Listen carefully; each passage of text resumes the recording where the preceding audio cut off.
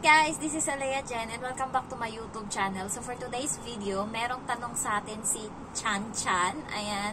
So, paano nga daw ba patitigilin sa paglaro yung bata? Kasi gabi na, patulog na is naglalaro pa rin. Yung mga bata kasi dito sa Hong Kong is hindi sila ganun ka sa gadgets. Hindi sila katulad sa Pinas na kapag iiyak ganun, iaabutan ng gadget. Dito sa amo ko is hindi siya nagpapagadget sa bata. Meron lang minutes, parang 20 minutes lang or 15, and then yun lang yung panood ng TV, and then pagkatapos patayin. Sa cellphone, hindi nila pinapahawak ng cellphone yung bata. Kaya kahit ang daming cellphone dito sa bahay, hindi pinapakialaman ng bata yun. Bawal. Ayan. So, TV, yung number blocks, mga ganun lang, yung mga educational na mga ano sa TV, Peppa Pig, ganun, tapos yung number blocks plus na mga number. Kaya 5 years old pa lang yung alaga ko is ang galing niya na sa math. Alam niya na yung mga plus. 8 plus 2 equals 10. Ganun. So hanggang yan, alam niya na yan kahit 5 years old. Kaya medyo proud ako sa alaga ko, ang galing. And then paano nga ba papatigilin yung bata sa paglalaro, especially yung alaga ko, hindi talaga to titigil. Lalo pagka walang pasok kinabukasan, non-stop yung laro niya. So, pagka ako, hinahayaan ko lang siya. And then, minsan sinasali niya ako sa laro, kaya minsan napapatigil ako sa ginagawa ko. And pag nandyan yung parents niya, pabayaan ko sila yan dyan, doon ako sa kusina. And paano ko siya napapatigil? Minsan, ini-explain ko sa kanya.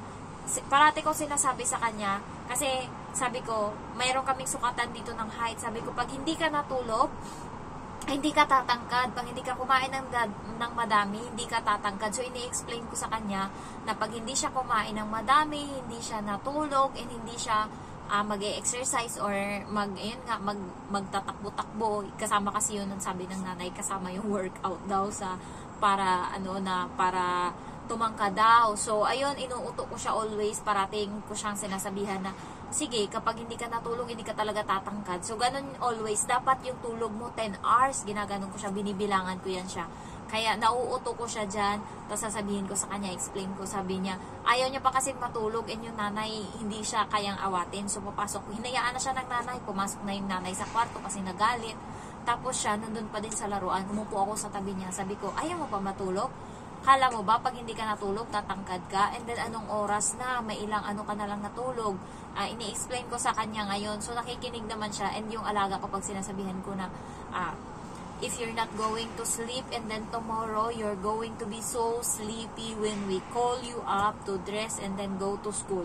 Mo sasabihin ng alaga ko, tomorrow, you are going to... Inaano niya, guys, inuulit niya yung sinasabi mo, mahina lang, yun siya lang nakakaintindi, tomorrow, I'm going to wake up, and ganun. So, parang ganun yung utak niya, inuulit niya hanggang sa mag-sink in sa utak niya na yun yung gagawin, and then tatayo agad siya. Tapos sasabihin ko sa kanya, good night, Emma, good night, Jen, sleep tight, Jen. Tapos pasok na yan siya sa kwarto, and then mag-toothbrush. So, ganun ko siya pinapahinto, ini-explain ko sa kanya. Pag hindi siya maniwala sa explain, may isa pa akong paraan, patayin ko yung ilaw. Kahit nandyan yung CCTV talaga sa harap niya, pinapatay ko yung ilaw. Ayan, pinapatay ko, and then pag wala ng ilaw, wala na siya magagawa. Papasok na siya sa kwarto. Nung nakaraan, laro siya ng laro, guys, and then, nagulat siya. Hindi ko rin alam kasi, kala ko pumasok na siya sa kwarto, so laro siya ng laro, and then nawala siya konti. Yun pala, may kinuha siya sa loob ng laruan niya na room. So, kumuha siya pala doon ng laruan, and then nagulat siya. Patay na yung lahat ng ilaw, and then ako nakatago sa may gilid ng upuan, ng upuan. Pinatay ko yung ilaw to sa, gumanon siya paglabas niya, kasi nga, lalaro pa siguro siya. Gumanon siya, and then, napaganon siya, and then, nung nakita niya wala nang ang tao, ang tahimik na, and then ako nandun lang nakatingin na ako sa kanya, pinatay ko yung ilaw. So, tumakbo siya kaagad sa loob, papasok sa kwarto. So, hindi ko lang alam, siguro patayin mo yung ilaw. Pag pinatay mo yung ilaw, utuin mo na lang. Sabi mo, hindi ikaw yung nagpatay. Ganon yung ginagawa ko minsan eh. Patayin ko, tas diretso ako upo agad na yung walang nangyari, yung hindi ako yung nagpatay ng ilaw. Kunwari, may multong nagpatay, ganun yung ginagawa ko. So, lahat na ng kautuan, nagawa ko na yung pasensya ko mahaba na yun yung kailangan natin dito. O di kaya kung hindi pa talaga maniwala na hindi pa rin talaga matulog, ang gagawin is sige, maglaro ka pa. I-offer mo pa yung ibang mga laro. Kasi pag alam nila na ayaw mo, mas gustong-gusto yan nila na inaasar ka. Kaya, ang gawin mo, sige, i-offer mo sa kanya. Sige, maglaro pa tayo hanggang alas 3 tayo ng umaga. Ganunin mo. Up to 3 in the morning, we're going to play. Ganunin mo, Yahoo! Ganun kasi parati ko sinasabi, Yahoo! Tapos, titigil na yung alaga ko. Papasok na yan siya sa kwarto nila. So, pag ayaw naman talaga, yung nanay, tinatawag ko, Ma'am, ayaw niya matulog. Ayaw niya pumasok ng kwarto. Ayun, yung nanay. Magsisimula na naman yan mag-Chinese. Ang dami pang ano niyan, hindi na humihinga sa pagsasalita. And may kwento ako kahapon, guys, napahiya yung amo ko. Kasi nga doon pumunta kami sa hospital, nagpa-check up yung bata, so binigyan ng vitamins. And then ngayon gusto ng bata maglaro ng sticker. So ayaw niya. And then pinilit ng bata, so binigay. Nung nandiyan na, si cellphone siya, and then ako, wala, nananahimik lang ako sa gilid. And then ewan ko, na bad trip ata yung bata kasi nga ayaw siya paglaro eh. Lumapit siya sa akin, nagpakandong. So, inano ko lang siya. Kinandong ko, ininayaan ko lang siya. And then, maya biglang sumigaw, I don't like you! Sobrang lakas. And then, may katabi ako ditong babae na pasyente din. Yung isa din, pasyente din. Yung katabi, may 4 na pasyente. And then, merong front desk doon sa hospital. And then, yung mga doktor, nakakarinig, sabi bang I don't like you! Tapos, tinuro yung mami, I don't like you! Ganon. Ay, napahiya talaga yung nanay. Alam mo, pulang-pula talaga yung nanay. Sobrang hiya ng nanay, guys. And then, sinaway ko, ginanon ko yung bata. Tumahimik siya. Tapos, hindi ko rin alam ba't nasisitan ko siya. Baka siguro, hindi ko alam kung nagalit yung amo ko doon o hindi. Pero basta sinaway ko yung bata kasi salbahe siya. Tapos, napahiya yung nanay, guys. Nagsiselfone siya ngayon, nakayuko. Tapos hindi niya na ata kaya yung hiya kasi tinitignan siya nung pasyente. Parang ay, ganyan yung alaga mo, ganyan yung anak mo, salbahe, parang ganun. So, umalis siya, sabi niya, Jen, ano mo yan siya, mauna na ako sa inyo, sabi niya ganun. Sunod na lang kayo. Iniwanan niya kami doon sa ospital. Umalis siya. So, akala ko umuwi siya doon sa bahay ng ni Popo. Wala siya doon, guys, pagdating namin. So, nauna kami doon pagdating. Tapos, pinapansin siya ng bata, ayaw niya. And then, nag-iinarte ngayon yung bata nung dumating yung tatay. And then, yung nanay, yung amo ko, doon na kasi kami. So, nag-iinarte siya, nagpapapansin siya doon sa amo ko. Kasi, ewan ko, anong niya. Tapos, biglang umiyak. So, nung umiyak na siya ngayon, kinarga nung tatay. Pagkarga nung tatay, sumigaw ngayon ng sobrang lakas. Wah! Sobrang lakas talaga yung tili talaga malala.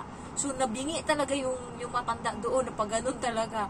Tapos doon na, hinila siya ng nanay, and then pinaharap doon sa kanya, and then grabe yung sermon ng nanay, sigaw talaga. Yung nanay, paiyak na sa sobrang galit siguro.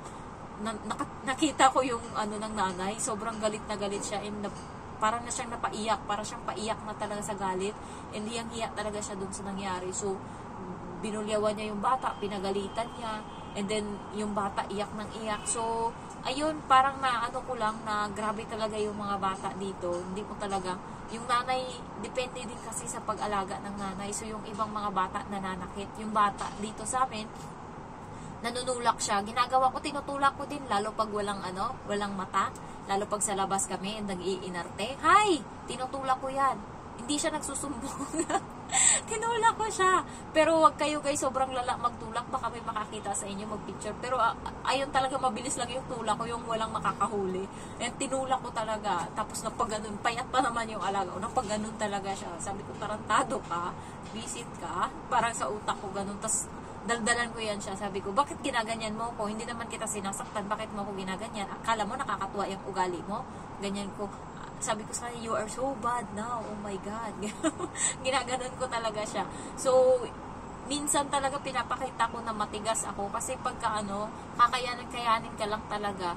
And then, nung nakaraan nga, sinigawan niya ako. Sabi niya sa akin, stop it! I don't like it! Nandyan yung nanay. Nagpanting talaga yung tenga ko.